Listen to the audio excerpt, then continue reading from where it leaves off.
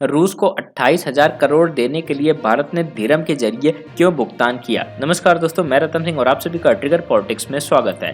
भारत की विदेश नीति में रूस की काफी अहमियत रही है। भारत रूस से तेल के साथ साथ हथियार आयात करता रहा है। रूस ने भारत को 28,000 करोड़ के हथियार बेचे हैं, लेकिन पिछले साल की शुरुआत में यूक्रेन युद्ध के बाद रूस पर अन्य देशों द्वारा कड़े प्रतिबंध लगाए गए, जिसके कारण भारत रूस को उन हथियारों के पैसे का भुगतान अब तक नहीं कर पा रहा था। लेकिन आर्थिक प्रतिबंध का सामना कर रहे रूस को अपना बकाया राशि देने का भारत ने विकल्प ढूंढ लिया है। रॉयटर्स की एक रिपोर्ट के मुताबिक भारतीय रिफाइनरों ने दुबई में बैठे व्यापारियों के जरिए खरीदे गए रूस तेल के लिए अमेरिकी डॉलर की जगह दुबई की करेंसी दिरहम में भुगतान करना शुरू कर दिया है। आगे चलकर भारत इन हथियारों की कीमत का भुगतान भी दिरहम से ही करेगा। पिछले साल दोनों देशों के डिफेंस और वित्त मंत्रालय के अधिकारियों ने एक बैठक कर इस मुद्दे पर चर्चा की थी और भुगतान के मामले को आरबीआई के सामने उठाने की बात भी कही थी।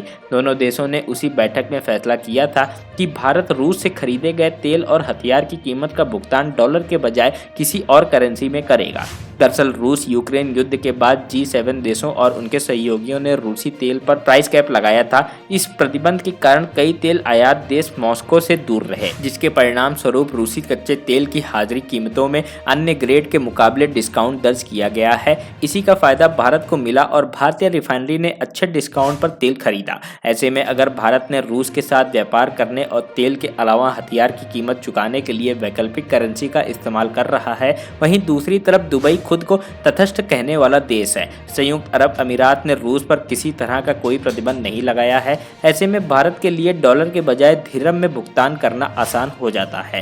रॉयटर्स की एक रिपोर्ट के अनुसार भारत ने रूस को तेल की सप्लाई का भुगतान किया है।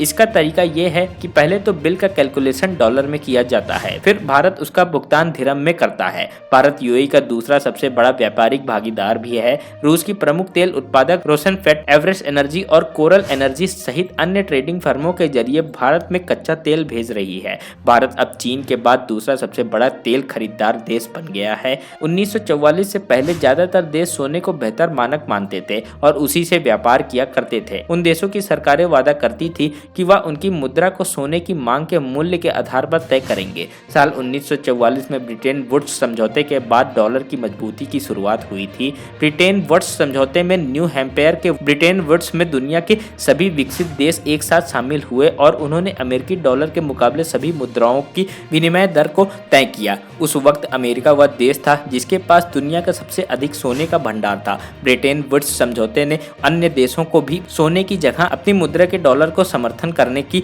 अनुमति दी। वहीं साल 1970 की शुरुआत में एक बार फिर कई देशों ने डॉलर के बदले सोने की मांग शुरू कर दी थी, क्योंकि उन्हें मुद्रास्फीति से लड़ने की जरूरत थी। लेकिन तब तक डॉलर दुनिया की सबसे खास सुरक्षित मुद्रा बन चुका था।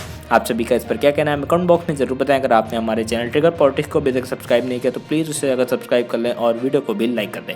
तब तक के लिए जय हिंद, जय भारत।